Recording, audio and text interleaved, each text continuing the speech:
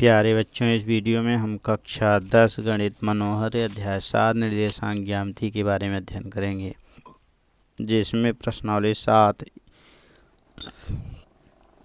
ई के प्रश्नों को हम देखेंगे। प्रश्न संख्या 1 है, इसमें बहुविकल्पीय प्रश्न है। निम्नलिखित प्रत्येक प्रश्न के 4 संभावित उत्तर दिए गए हैं, जिनमें से एक सही है। सही उत्तर बताइए।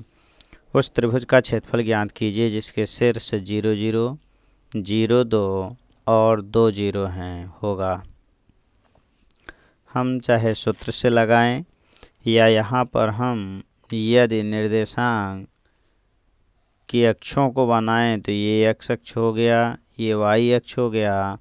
एक बिंदु हमारा यहाँ 0 0 मिल गया। दूसरा बिंदु हमारा है 0 2, x का मान 0 है, y का मान 2, तो 1 2 यहाँ का निर्देशांक हो गया 0 और 2।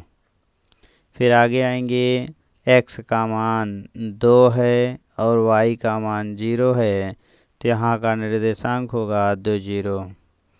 यदि हम यहाँ से यहाँ मिला दें तो लंब का मान 2, आधार का मान भी हमें 2 मिल जाएगा। तो हमारा जो बनेगा त्रिभुज का क्षेत्रफल ये बराबर होता है लंब गुणे आधार बटे 2 या 1/2। आधार माने 2 गुणे ऊंचाई माने 2, 2 2 से कट जाएगा, 2 वर्ग इकाई यही हमारा आंसर बनेगा और ये हमारा दूसरा सही है। करा है कि एक समबाहु त्रिभुज का शीर्ष यहाँ शीर्ष है, तो शीर्ष मूल बिंदु पर दूसरा शीर्ष कह रहे हैं 4 0 पर है। त्रिभुज का क्षेत्रफल क्या होगा? तो अगर हम फिर बात करें उस x अक्ष और y अक्ष की, तो ये हमारा x अक्ष होगा, ये y अक्ष होगा। एक यहाँ का बिंदु का निर्देशांक 0 0 है। दूसरा बिंदु कह रहा है 4 0, तो x का मान 4, 1 2 3 और 4, ये x का मान 4 हो गया। तो चूँकि इसने कहा है कि समबाहु त्रिभुज है, इसका मतलब एक भुजा मिल गई तो तीनों भुजाएं बराबर होंगी, अर्थात प्रत्येक भुजा की लंबाई जो होगी वो 4 होगी, ये भी 4 होगी। क्योंकि एक भुजा की लंबाई हमें मिल गई है, या यूँ कह सकते हैं कि एक हमारा अगर मान लीजिए 0 0 हो जाए तो अगला बिंदु हमारा अगर 4 0 है तो यहाँ से यहाँ तक की दूरी हमें 4 मिली, प्रत्येक भुजा की लंबाई 4 हो जाएगी, अर्थात a बराबर 4 मिला। तो समबाहु त्रिभुज का क्षेत्रफल एरिया a बराबर कर्ण 3/4 भुजा स्क्वायर होता है, यानी कर्ण 3/4, 4 का स्क्वायर हो जाएगा, तो 1 4 का 4 से कटेगा और 1 4 बच जाएगा, तो 4 कर्ण 3 यही हमारा आंसर होगा और 4 कर्ण 3 वर्ग इकाई हमारा तीसरा सही है। प्रश्न संख्या है 3, त्रिभुज OAB का क्षेत्रफल होगा। तो यहाँ पर आएंगे, यहाँ से यहाँ तक की दूरी जो है वो 8 है, माने आधार हमें 8 मिला और लंब हमें यहाँ पर 6 मिल गया, यानी यहाँ से यहाँ तक की दूरी। तो अगर हम त्रिभुज का क्षेत्रफल निकालें तो त्रिभुज का क्षेत्रफल बराबर होता है 1/2 आधार माने 8 गुणे ऊंचाई माने 6, तो 2 चौक 8, 6 चौक 24, तो 24 वर्ग इकाई ये हमारा तीसरा सही है। त्रिभुज ABC के शीर्ष A 0 0, B 3 0 और -3 0 हों तो त्रिभुज का क्षेत्रफल ज्ञात कीजिए। अगर मान लीजिए हमारा निर्देशांक के रूप में अगर हम लिखते हैं x अक्ष ये y अक्ष है, तो एक बिंदु हमें 0 0 मिला, दूसरा हमें मिल गया x का मान 3, तो 1 2 3 यहाँ 3 0 मिल जाएगा। फिर y का माने x का मान -3 है, तो -3 हमारा बाईं तरफ होगा। तो अगर हम बाईं तरफ आएंगे तो बाईं तरफ हमें क्या मिलेगा? 1 मिलेगा, 2 मिलेगा, -3 मिलेगा, तो यहाँ का निर्देशांक -3 0 आ जाएगा। अगर हम देखेंगे इन तीनों बिंदु चूँकि एक सीधी रेखा में हैं, संरेख हैं, अतः त्रिभुज का क्षेत्रफल जो आएगा 0 आ जाएगा। त्रिभुज का क्षेत्रफल ये बराबर हमें मिलेगा 0 और 0 हमारा तीसरा सही है।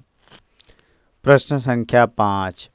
त्रिभुज ABC के शीर्ष A 0 0, B A 0, C 0 -A, तो त्रिभुज का क्षेत्रफल होगा।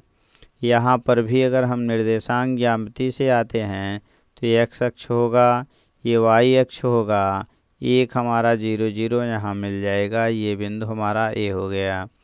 B A 0 x का मान 1 है, तो मान लीजिए यहाँ तक A है तो A 0 मिला, ये B का निर्देशांक हो गया। फिर अगला है 0 -A, तो -A हमें कहाँ मिलेगा, नीचे की ओर, क्योंकि y का मान माइनस है। तो मान लीजिए यहाँ पर है -A, तो 0 -A, ये हमारा बिंदु C हो गया। अगर हम बात करें इस त्रिभुज का क्षेत्रफल, तो ये दूरी हमें A मिल जाएगी और ये भी दूरी हमें A मिल जाएगी। चूँकि दूरियां माइनस में नहीं होती हैं, इसलिए त्रिभुज का जो क्षेत्रफल मिलेगा, त्रिभुज का क्षेत्रफल ये बन जाएगा आधार गुणे ऊंचाई 1/2 आधार गुणे ऊंचाई। तो आधार हमें A मिलेगा, ऊंचाई भी A मिलेगी, तो ये बन गया 1/2A² और 1/2A² हमारा है दूसरा सही है। प्रश्न संख्या 6। बिंदु 0,5 और -5 0 के बीच की दूरी, तो दो बिंदुओं के बीच की दूरी अंडर रूट में होता है x1 - x2 का होल स्क्वायर और प्लस y1 - y2 का होल स्क्वायर। यहाँ पर ये बना हमारा x1 y1, ये बना हमारा x2 y2, तो हमें मिलेगा क्या, अंडर रूट में ही रहेगा। x1 का मान 0 -x2 तो +5 हो जाएगा। फिर y1 का मान 5, y2 का मान 0, तो ये बना अंडर रूट में 25 और +25 50 हो गया। 50 का मतलब हो गया कि 25 गुणे 2 और 25 का वर्गमूल 5 करनी में 2, यही हमारा आंसर हो गया। और 5 करनी में 2 हमारा दूसरा सही है। अगला है 7 नंबर। शीर्षों 0 4 0 0 और 3 0 वाले त्रिभुज का परिमाप है। अगर इसको हम भी निर्देशांक ज्यामिति से देखें, x अक्ष y अक्ष हो गया, तो 0 0 एक बिंदु हमें यहाँ मिलेगा 0 0। फिर अगला मिल जाएगा x का मान 0 है, y का मान 4 है, तो मान लीजिए 1 2 3 ये 4 हो गया। तो यहाँ का जो निर्देशांक है यही निर्देशांक बनेगा 0 और 4, यानी ये दूरी हमें 4 मिल जाएगी। फिर अगला आएंगे तो x का मान 3, तो 3 हमें यहाँ से यहाँ तक का मान, यानी 1 2 3, तो यहाँ का निर्देशांक 3 0 हो जाएगा। तो ये दूरी तो हमें 3 मिल गई, यहाँ से यहाँ तक की दूरी 3 है, ये दूरी 4 है। अब हमें कर्ण का मान पहले निकालना होगा। मान लीजिए बिंदु O हो जाए, ये A हो जाए, ये B हो जाए, तो पहले तो हम AB का मान निकालें। तो AB² यानी पाइथागोरस प्रमेय से लंब का स्क्वायर प्लस आधार का स्क्वायर, तो ये बनेगा 4 चौक 16, 3 त्रिका 9, 25 आया, 25 का वर्गमूल 5 आ जाएगा, तो AB बराबर हमें 5 मिलेगा।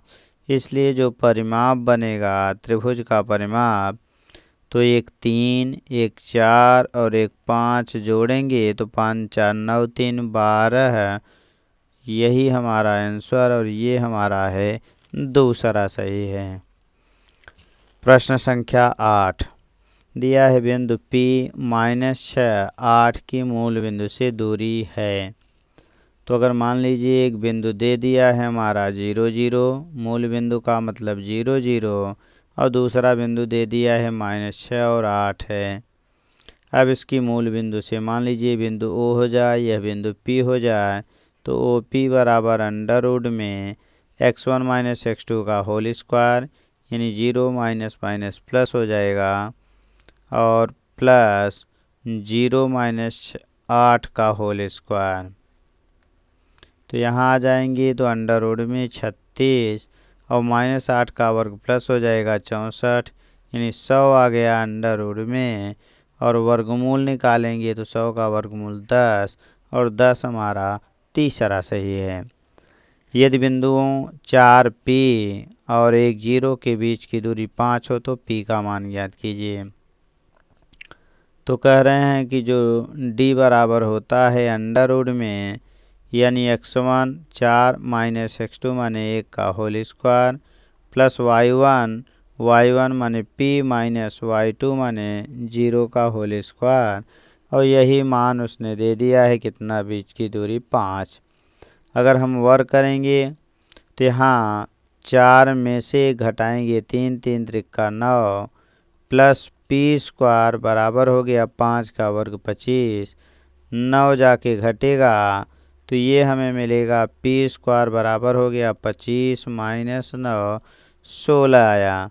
तो p बराबर हमें क्या मिला, +-4 मिल गया, यही हमारा आंसर होगा। और +-4 हमारा है दूसरा सही है। प्रश्न संख्या 10, यदि बिंदु A 1 2 दूसरा बिंदु O 0 0 C A B संरेख हैं तो हमें बताना है निम्न में से। अगर संरेख होंगे तो ये बनेगा x1 y1 और ये बन जाएगा x2 y2 और ये बन जाएगा x3 y3।